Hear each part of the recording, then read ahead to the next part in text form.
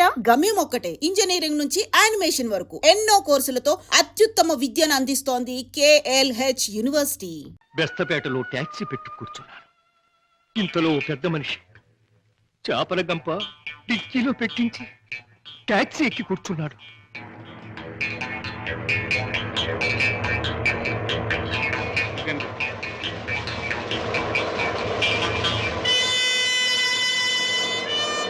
Stop stop stop.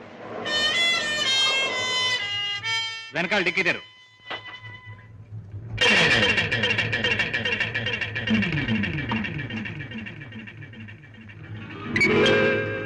ఈ చేపల గంప ఎవరిది? నాది కాదు సార్, ట్యాక్సీలో వచ్చిన వారిదండి. అలాగా?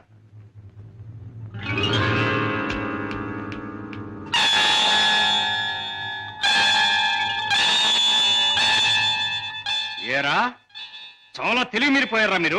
నాకేం తెలియదు సార్, ట్యాక్సీలో ఉన్న పెద్ద మనిషిదేనండి. ట్యాక్సీలో ఎవరు లేరు సార్. దొంగ వెధవ, పోలీసులు కళ్ళు కప్పి బంగారం రవాణా చేస్తావా? పట్టుబడగానే లేని పెద్ద మనిషి పేరు చెబుతావా? నీ సంగతి, నీ ముఠా సంగతి తెలుస్తాను. అలా తప్పు చేసినాడు, తప్పించుకున్నాడు, నేను జైలు పాలయ్యాను. బాబుగారు, రోగిష్టి నా భార్య, విటోడైన నా కొడుకు, మొగుడు విడిచిపెట్టి నా కూతురు, నేను లేకపోతే అనాథలైపోతారు బాబు.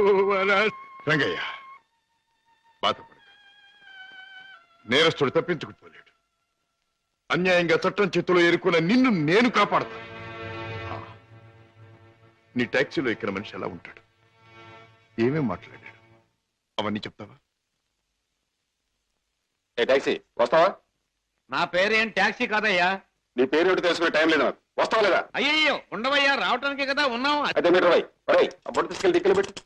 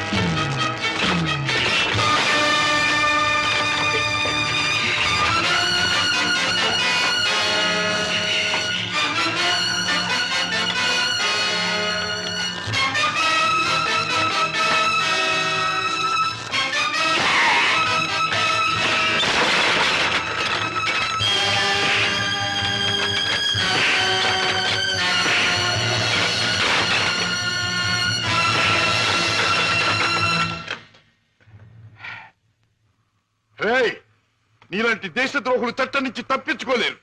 నీలాంటి దుర్మార్గులు ఈ స్మగ్లింగ్ నేరాలు చేస్తూ ఉంటే పాప అమాయకులు శిక్షించబడుతున్నారు. నువ్వు చేసిన వెధోపరికి పాప టాక్సీ డ్రైవర్ జైలు పాలయ్యాడు. పెద్ద దేశభక్తునంటూ నేరస్తులను పట్టుకుంటాను, దేశద్రోహులు శిక్షిస్తానని కబుర్లు చెప్పే నీ ఇంట్లోనే ఉన్నాడు పెద్ద దేశద్రోహి. రాయ్, ఏమిటి మీ కుశలం? నాన్న ఒక పెద్ద స్మగ్లర్ చేస్తాం.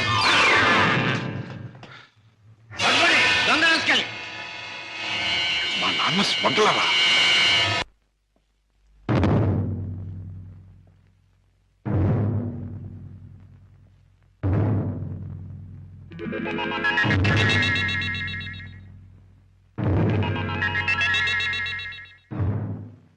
No.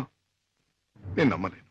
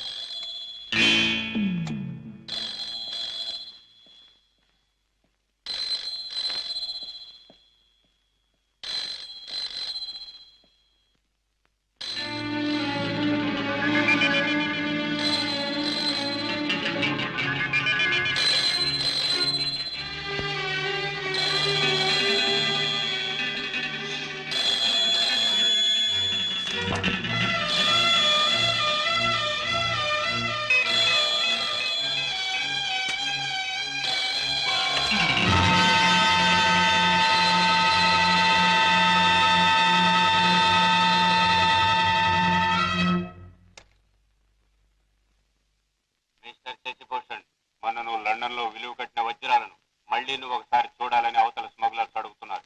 కనుక రేపు మళ్ళీ నువ్వు బయలుదేరాలని బాస్ చెప్పారు.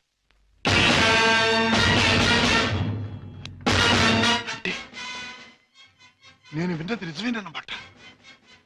Daddy is smuggler. Daddy is criminal.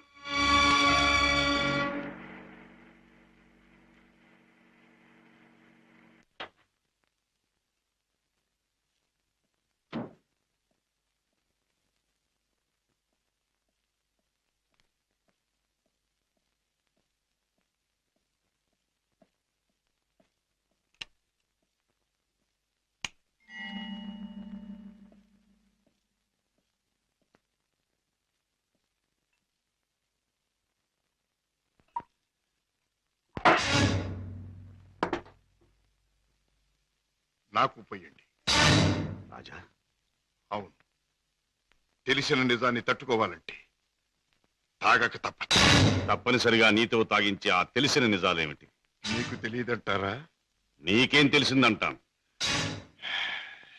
ఏనాడో తెలియవలసింది, లేదా ఎప్పటికీ తెలియకూడంది తెలిసింది. నేను దండం పెట్టే దేవుడు దారుణమైన రాక్షసుడని తెలిసింది. నాకు అన్నం పెట్టి చేయి అన్యాయంతో చేయి కలిపిందని తెలిసింది. రాజా, అవుండే, మిమ్మల్ని గురించి భయంకరమైన నిజం ఒకటి తెలిసింది. మీరు చేసేది స్మగ్లింగ్ అని తెలిసింది. మీరు నేరస్తులని తెలిసింది. తెలియగానే నేను నమ్మలేదు. ఇప్పటికీ నమ్మాలంటే నా మనసు ఒప్పుకోవటం లేదు. అందుకే మీ నోటి వంటి మీ మాటగా మీరే చెప్పండి డాడీ, మీరు నేరస్తులేనా? చట్టం దృష్టిలో దోషులేనా? మీరు చేసేది సంఘానికి దేశానికి ద్రోహమేనా? చెప్పండి డాడీ, చెప్పండి. మై డియర్ బాయ్, నీకు తెలిసిందంతా నిజమే. ఎస్, ఇన్నేళ్ళు ఈ నిజం నీకు తెలియకూడదని తాపత్రయపడు. కానీ తప్పుని నిప్పుని ఎంతో కాలం దాచలేమని ఇప్పుడు అర్థం. రాజా, నేను పట్టుబడిన నేరస్తు. నేను చేసేది చట్టానికి వ్యతిరేకమైంది.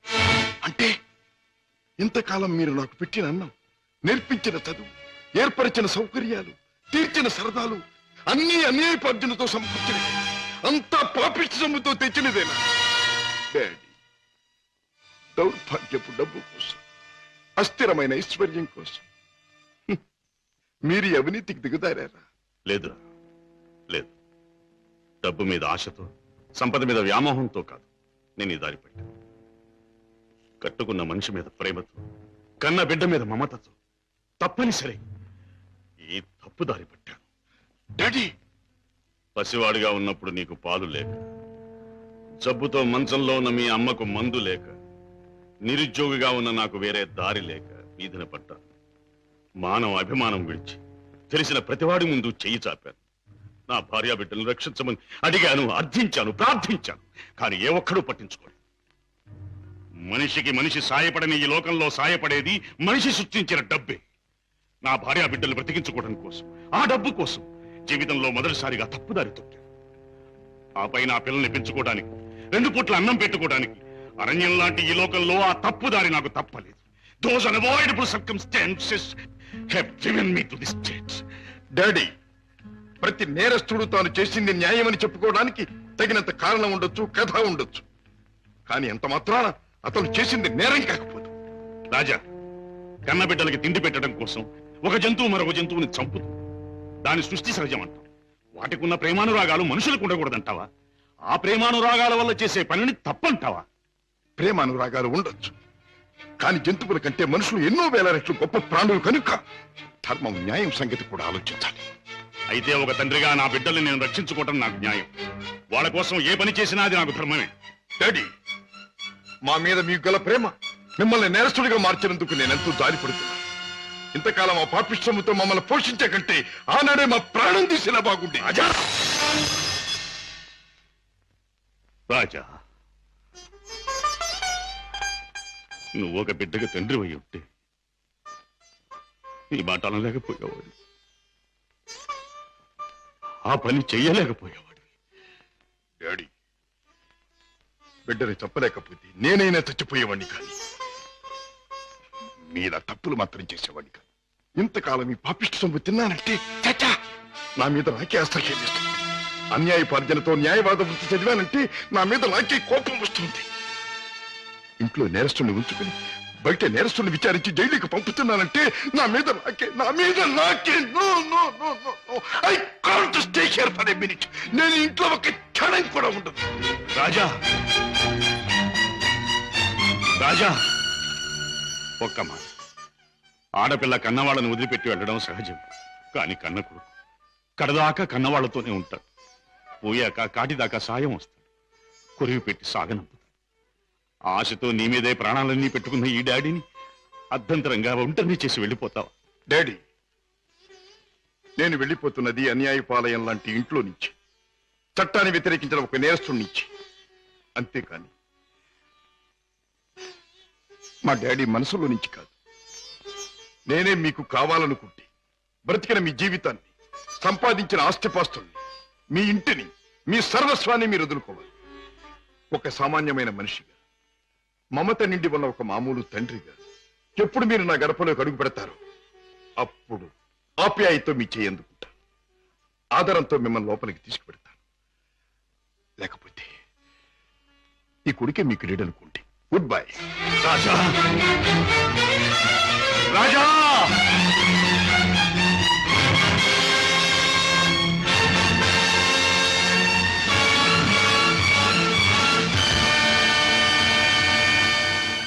రాజును చెప్పేది మీ నాన్నగారు స్మగ్లర్స్ బుట్టాకు సంబంధించిన వారా? అవును సీత, ఈ విషయం నాకు తెలియకుండా నా ప్రాణం పోయినా బాగుండేది.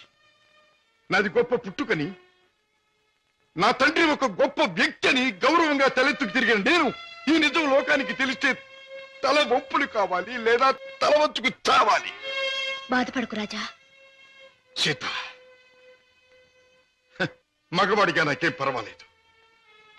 కానీ డాడీ నేరస్తుడనే విషయం నా చెల్లెలికి, ఆమె భర్తకి తెలిసిన రోజున ఆమె కాపురం వల్ల కల్లోలమవుతుంది. నేరస్తుడి కూతురు తన భార్య అని తెలిసిన రోజున నా బావ ఆమెను నసెక్కించుకోవచ్చు, లేదా వదిలేయచ్చు. రాజా, ఆమెకి నిజం తెలియనివ్వద్దు. అవును, మా బ్రతికేమైనా సరే నా చెల్లెలి కాపురం చక్కగా ఉండాలి. అందుకే ఆమెకి నిజం తెలియనివ్వకూడదు. ఏమిటి, అన్నయ్య ఇంట్లోంచి వెళ్ళిపోయాడా? అవునమ్మా, 2 రోజులైంది. అప్పటి నుంచి పెద్దయ్య గారు తిండి కూడా మానేసి తన గదిలో కూర్చుని కుమిలిపోతున్నారు. ఏం జరిగింది రావయ్య? అసలు గొడవ ఎందుకు వచ్చింది? నాకు తెలియదమ్మా. ఇద్దరూ గదిలో ఏదో గొడవ పడ్డారు. రాజాబాబు తనే పోతానన్నాడో పెద్దయ్య గారు పొమ్మన్నారో నాకు తెలియదమ్మా. బాబేడి? గారు, తాతగారు. నువ్వా బాబు? రా, కూర్చో. నువ్వైనా వచ్చావు, సంతోషం. మా ఎండిపోయాడా? ఎందుకని? నువ్వు కోపడ్డావా? లేదు బాబు, వాడే నన్ను కోపడి వెళ్ళిపోయాడు. ఉండమని ఏడ్చినా ఉండలేదు. ఏమిటి డాడీ, అన్న ఎందుకు వెళ్ళిపోయాడు? మిమ్మల్ని ఎందుకు కాదనుకున్నాడు? కాదనుకున్నది వాడు, వెళ్ళిపోయింది వాడు. ఈ ప్రశ్న నన్ను కాదమ్మా అడగాల్సింది, వాణ్ణి. చూడమ్మా, మీ అమ్మ చనిపోయినప్పుడు మీ ఇద్దరిని చూసుకుని బతికాను. నువ్వు పెళ్లి చేసుకుని వెళ్ళిపోయినప్పుడు వాణ్ణి చూసుకుని బతికాను. ఇప్పుడు వాడు కూడా వెళ్ళిపోతే ఇంకెవరిని చూసుకుని బ్రతకాలి? ఎందుకు బ్రతకాలి? బాధపడకండి డాడీ, నేను అన్నయ్యతో మాట్లాడతాను. నచ్చ చెప్పి మనసు మార్చి మీ దగ్గరకు వచ్చేటట్టు చేస్తాను. పద్మ, ప్లీజ్, నేనేమి చెప్పలేను, చెప్పను. తన్నేమి అడక్కు. నిన్నేమీ అడగనన్నయ్య, కానీ నేనే ఒక విషయం చెప్తాను విను. అమ్మ పోయాక మళ్ళీ పెళ్లి చేసుకుంటే సవతి తల్లి మనల్ని సరిగ్గా చూడదని మళ్ళీ పెళ్లి చేసుకోవడం మానేశారు ఆయన. తల్లి లేని లోటు పెంపకంలో తెలియకూడదని తనే తెల్లై మనల్ని పెంచారు. పెరిగొస్తున్న మనమే తన సర్వస్వం అనుకున్నారు. ఇలా జీవితంలో ఎంతో త్యాగం చేసి ఎన్నో సుఖాల్ని పోగొట్టుకున్న మన డాడీ ఈ రోజు నువ్వు ఇల్లు విడిచిపెట్టరాగానే ఎంత కుమిలిపోతున్నారో తెలుసా? అన్నయ్య, ఈ వయసులో ఆయన ఎందుకు బాధ పెట్టాలనుకుంటున్నావు? ఎందుకు ఒంటరివాణ్ణి చేసి శిక్షించాలనుకుంటున్నావు? ఎందుకు ఆయన గుండెల్ని గాయపరచాలనుకుంటున్నావు? ఎందుకన్నయ్యా, ఎందుకు? పద్మ, నీ మాటలతో నన్ను వేధించకు. వెళ్ళిపో. వెళ్తానన్నయ్య, వెళ్తాను. కానీ ఒకటి మాత్రం గుర్తుంచుకో, కారణం ఏదైనా దైవం లాంటి డాడీని బాధ పెట్టడం మాత్రం పాపం అన్నయ్య, పాపం.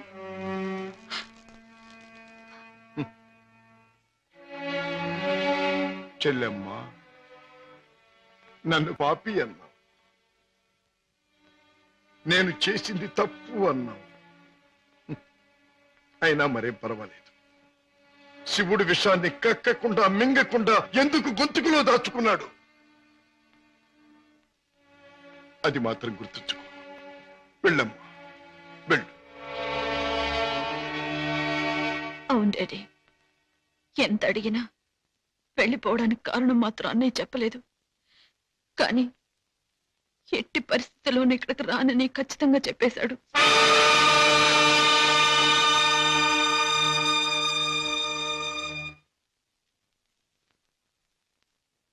రాజా, అర్థం లేని నా బ్రతుకి అందమిచ్చావు. నిన్ను కలిసాకే నా జీవితం ఎంతో మధురంగా మధురంగా. మధురం మధురం హృదయం మధురం ప్రణయం మధురం. మధురం మధురం వదనం మధురం అధరం మధురం ప్రణయం మధురం.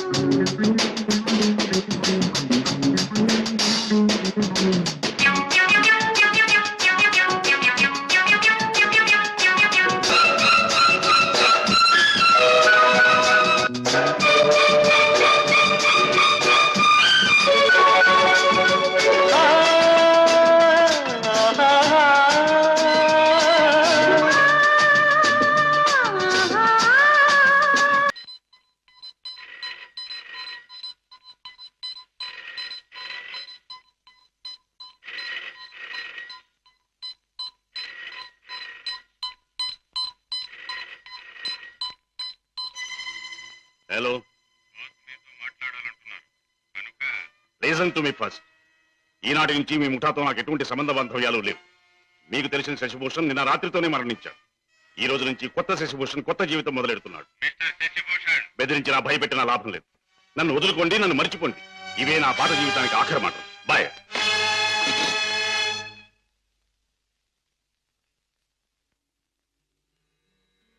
రామయ్య, అయ్యగారు, ఆ వెలుగు చూసావా రామయ్య? అది రోజు ఉదయించే సూర్యుడు వెలుగు కాదయ్య.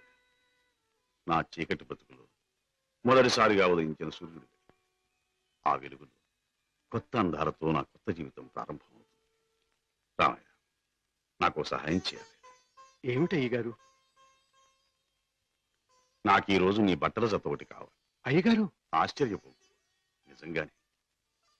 ఆస్తి అంతస్తు ఏదీ ప్రదర్శించని అతి మామూలు దుస్తులు కావాలి. నా సంపాదనతో కొన్నది ఏదీ నా దగ్గర ఉండకూడదని నా కొడుకు చెప్పాడు. అందుకే నీ దుస్తులు నాకు అవి ధరించి అతి సామాన్యమైన మనిషిగా నా కొడుకు దగ్గర పెడతాను. అలాగే అయ్యగారు.